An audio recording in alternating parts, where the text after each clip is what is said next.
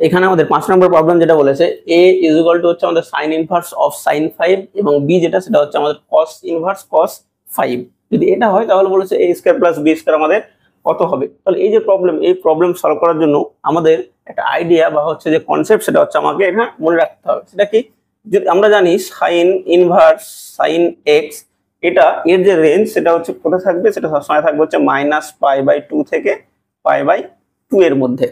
আর cos inverse cos x এর যে range সেটা কত থাকবে আমাদের, সেটা থাকবে হচ্ছে 0 থেকে π এর মধ্যে, মানে এই ইন্টারভ্যালের মধ্যে। এবার এখানে এই যে এখানে কত দেওয়া আছে, এটা হচ্ছে আমাদের 5, মানে x যেটা সেটা হচ্ছে আমরা এখানে 5 ধরবো। এবার আমরা যদি এই ইন্টারভ্যালটা ধরি তাহলে ইন্টারভ্যালে কি হয়, π/2, π/2 মানে কত আমরা পাই জানি হচ্ছে আমাদের 3.142 সামথিং। তাহলে π/2 যেটা সেটা হচ্ছে আমাদের 5 এর থেকে কম আসবে। তাহলে এখানে a সমান sin ইনভার্স অফ sin 5, এটা যখন হবে তবে আমরা ডাইরেক্ট a এর মান যেটা সেটা লিখতে পারবো কত, সেটা আমরা লিখতে পারবো 5 - 2π। এবং এটা যদি হচ্ছে cos এর জন্য ধরি আমরা cos ইনভার্স অফ cos 5, এটা সমান হচ্ছে আমাদের b। তাহলে কি হবে, b সমান আমরা ডাইরেক্ট লিখতে পারবো এখানে 2π - 5। এবার আমরা করব কি, a square plus b square আমরা বের করব। তাহলে এখান থেকে আমরা কি পাবো, এখন a square plus b square, তাহলে কত আসবে আমাদের, a হচ্ছে আমরা পেয়ে গেছি 5 - 2π, তাহলে এখানে কত হবে 5 - 2π এর হোল স্কয়ার প্লাস b যেটা সেটা কত আসবে 2π - 5 এর হোল স্কয়ার। তাহলে এটাকে আমরা সলভ করব, ফর্মুলা ইউজ করব। এখানে কি আসবে, a স্কয়ার মানে 5 square minus 2a into b plus b square মানে 2π এর হোল স্কয়ার প্লাস এরপরটা আমার কত আসবে 2π এর whole square minus 2 into 2π into 5 plus 5 square. তাহলে এখানে কত আসবে, এটা আসবে আমাদের 25 মাইনাস এটা হয়ে যাবে আমাদের 20π plus 4π square plus 4π square minus 20π plus 25। তাই এটাকে যদি আমরা সিম্পলিফাই করি তাহলে আমার কত আসবে, তাহলে 4π স্কয়ার প্লাস 4π স্কয়ার যদি আমরা যোগ করি আমাদের আসবে 8π স্কয়ার মাইনাস এখানে হচ্ছে আমাদের -20π মাইনাস 20π, সেটা হয়ে যাবে -40π প্লাস 25 25 50। তাহলে a square plus b square আমরা কত পেলাম, 8π স্কয়ার মাইনাস 40π প্লাস 50। তাহলে আমরা বলতে পারবো অপশন সি হচ্ছে আমাদের কারেক্ট। এখানে আমাদের 6 নম্বর প্রবলেম বলেছে tan of 2 tan inverse 3/5 plus sin inverse 5/13 এর মান আমাকে বের করতে হবে। তো আমাদের দেখতে পাচ্ছি এখানে ভেতরে ইনভার্স দেওয়া আছে। আমরা কি করব, যখন এরকম ইনভার্স দেওয়া থাকবে আমরা হচ্ছে থিটা বা ফাই এভাবে আমরা কিছু ধরে নেব। তাহলে আমরা কি লিখবো, এখানে ধরি থিটা সমান tan ইনভার্স 3/5। যদি আমাদের এরকম দেওয়া থাকে ইনভার্স, তাহলে আমরা পরের লাইনে কি লিখতে পারবো, বা tan থিটা সমান 3/5। তাহলে আমরা এখান থেকে পেয়ে গেলাম tan থিটা সমান 3/5। আমাদের অপর একটা ইনভার্স দেওয়া আছে, আমরা সেটাও ধরে নেব। এবং ফাই সমান sin ইনভার্স 5/13, বা এখান থেকে আমরা কি পাবো, তাহলে এটা হয়ে যাবে আমাদের sin ফাই সমান 5/13। এটা হচ্ছে আমরা পেলাম। তাহলে আমরা কি করব, এখানে সমান tan, তাহলে এই যে tan ইনভার্স 3/5 আমরা ধরে নিয়েছি থিটা, তাহলে এটা পেয়ে যাব আমরা 2 থিটা প্লাস sin ইনভার্স 5/13 আমরা ধরে নিয়েছি ফাই, তাহলে এটা হয়ে যাবে আমাদের ফাই। তাহলে এটা হয়ে যাবে আমাদের ফাই। এবার এটা কি হচ্ছে tan of 2 theta plus phi, মানে tan of a plus b formula আমরা ফেলবো। আমরা জানি tan of a plus b, এটা আমরা কি জানি, আমরা জানি tan a plus tan b by 1 minus tan a tan b, এটা হচ্ছে আমরা জানি। তাহলে এটা এখানে ইউজ করব। আমাদের কি আসবে, সমান tan 2 theta plus tan phi by 1 minus tan 2 theta into tan phi. এটা সমান আমরা হচ্ছে এখানে লিখতে পারবো, কারণ আমরা এই যে ফর্মুলা সেটা হচ্ছে এখানে ইউজ করলাম। তাহলে এই যে এক্সপ্রেশন পেলাম আমরা, এই এক্সপ্রেশনের যদি মান আমরা বের করি তার জন্য আমাকে প্রথমে যে বের করতে হবে সেটা হচ্ছে tan 2 থিটা এবং tan ফাই। তাহলে আমরা আলাদাভাবে এগুলো বের করব। তাহলে কি আসবে আমাদের tan 2 থিটা, tan 2 থিটা আমরা জানি 2 tan theta by 1 minus tan square theta সমান এখানে কত আসবে আমাদের tan থিটা আমরা জানি 3/5, তাহলে সেটা চলে আসবে 2 × 3/5 by 1 minus tan square theta মানে হচ্ছে tan থিটার হোল স্কয়ার, তাহলে সেটা হয়ে যাবে 3/5 এর হোল স্কয়ার। তাহলে এটাকে আমরা সিম্পলিফাই করব, কত আসবে উপরে 6/5 বাই 1 মাইনাস 9/25। এবার এটা হচ্ছে আমরা সিম্পলিফাই করব, সেটা আমাদের কত আসবে আমরা এখান থেকে পেয়ে যাব 6/5 ইনটু 25 আমাদের উপরে আসবে বাই 16। এবার এটাকে হচ্ছে আমরা কাটাকুটি করব, আমাদের কত আসবে 5, এটা হচ্ছে আমাদের 2 3 8, তাহলে আমরা পেলাম হচ্ছে 15/8। অতএব tan 2 থিটা যেটা সেটা আমরা পেলাম হচ্ছে 15/8। তাহলে এখানে হচ্ছে এই মানটা আমরা পুট করে দেব 15/8 প্লাস এখানে কত হচ্ছে আমাকে বের করতে হবে tan phi। আমরা জানি sin phi সমান হচ্ছে 5/13। এবার আমরা কি জানি, আমরা sin থিটা মানে বা sin phi মানে আমরা কি জানি, লম্ব বাই অতিভুজ বা tan phi আমরা কি পাবো, লম্ব বাই ভূমি। তার মানে আমার এখান থেকে আমরা লম্বটা পেয়ে যাব, আমার বের করতে হবে ভূমি। তাহলে ভূমিটা আমরা কিভাবে বের করবো, সেটা হচ্ছে আমাদের পিথাগোরাসের সূত্র অনুযায়ী আমরা বের করব। তাহলে এখানে sin phi দেওয়া আছে আমাদের 5/13, মানে এখানে যেটা লম্ব সেটা হচ্ছে আমাদের 5 এবং অতিভুজ যেটা সেটা হচ্ছে আমাদের 13।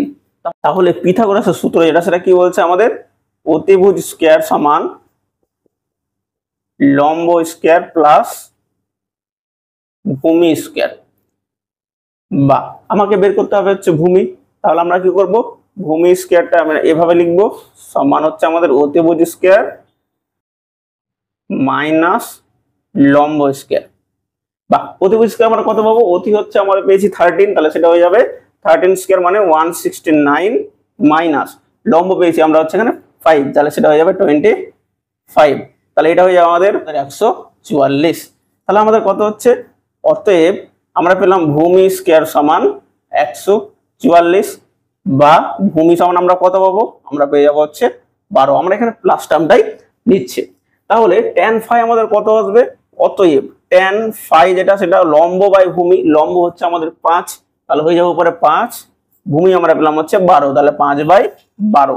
তাহলে আমরা tan 2 থিটা যেটা সেটা পেয়েছিলাম 15/8, আর tan phi যেটা সেটা পেলাম হচ্ছে 5/12। তাহলে এটা আমরা পুট করব 5/12 বাই 1 মাইনাস tan 2 থিটা আমরা পেয়ে গেছি 15/8 ইনটু 5/12।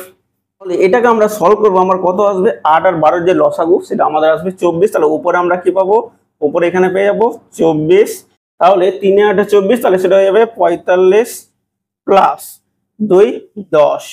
নিচে কত আসবে আমাদের, এটা আসবে 1 মাইনাস, আচ্ছা এটাকে আমরা কাটাকুটি করে নিলে কত আসবে আমাদের, 3 দিয়ে হচ্ছে আমাদের 5, 3 দিয়ে হচ্ছে আমাদের 4, তাহলে আমরা পাচ্ছি এখানে 25/32।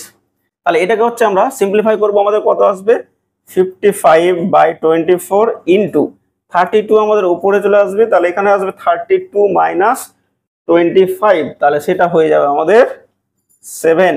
তাহলে আমরা এখানে কত পাবো, আমরা এখানে কাটাকুটি করে দেখে নেব, 4 6 24, 4 8 32, 2 দিয়ে হচ্ছে আমাদের 3, 2 দিয়ে হচ্ছে আমাদের 4, তাহলে আমার কত আসছে 55 ইন্টু 4 বাই হচ্ছে আমাদের 3 গুণিত 7, তাহলে আমাদের নিচে চলে আসবে 21, নিচে হচ্ছে আমাদের 21, উপরে আমাদের কত আসবে 4 5 20, 220। তাহলে এই যে এক্সপ্রেশনটা দেওয়া আছে এর মান আমরা কত পাচ্ছি 220/21। তাহলে আমরা বলতে পারবো যে বি অপশন সেটা হচ্ছে আমাদের কারেক্ট। আমাদের 7 নম্বর প্রবলেম বলেছে tan inverse cos of 15π/4 -1 by sin π/4 এর ভ্যালুটা হচ্ছে আমাদের চারটা অপশনের মধ্যে কোনটা হবে।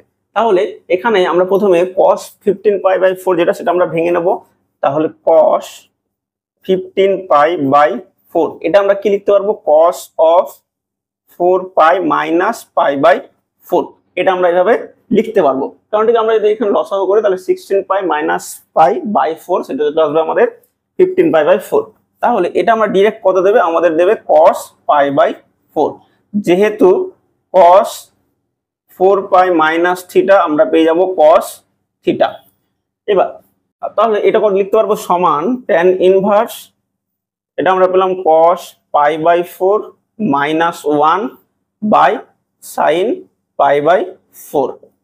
এবার cos পাই বাই 4 এবং সাইন পাই বাই 4 এর যে ভ্যালু সেটা আমরা এখানে জানি, তাহলে আমরা এখানে লিখে নেব সমান tan inverse cos pi by 4 যেটা সেটা হয়ে যাবে আমাদের 1/√2 minus 1 by sine pi by 4 যেটা সেটা হচ্ছে আমাদের 1/√2। যেহেতু cos পাই বাই 4 সমান সাইন পাই বাই 4 সমান 1/√2 সমান, এটা আমরা সিম্পলিফাই করব, আমাদের কত আসবে tan ইনভার্স, এটা করে নেব আমাদের 1 মাইনাস √2 বাই √2 ইন্টু √2 বাই 1। তাহলে এটা হচ্ছে আমাদের ক্যান্সেল হবে, তাহলে আমরা কি পাচ্ছি tan ইনভার্স সমান সমান আমরা পেয়ে যাচ্ছি tan ইনভার্স 1 মাইনাস √2। এবার আমরা কি করব, আমরা এর একটা ভ্যালু জানি বলে আমরা প্রথমে এখান থেকে মাইনাসটা কমন নেব, তাহলে এখানে কি আসবে মাইনাস tan ইনভার্স √2 মাইনাস 1।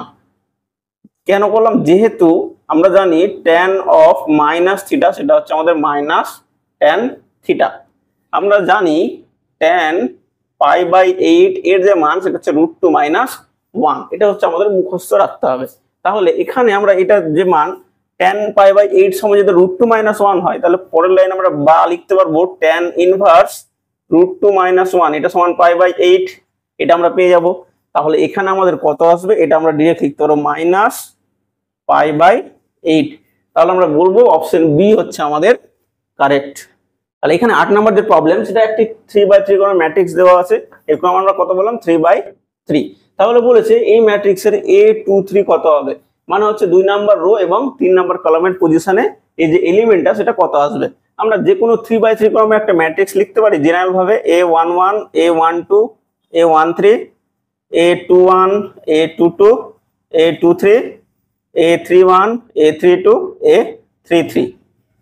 এই যে প্রথম যে নাম্বার সেটা বোঝায় হচ্ছে আমাদের সারি সংখ্যা বা রো সংখ্যা, এবং পরের যেটা সেটা হচ্ছে আমাদের স্তম্ভ সংখ্যা বা কলাম সংখ্যা।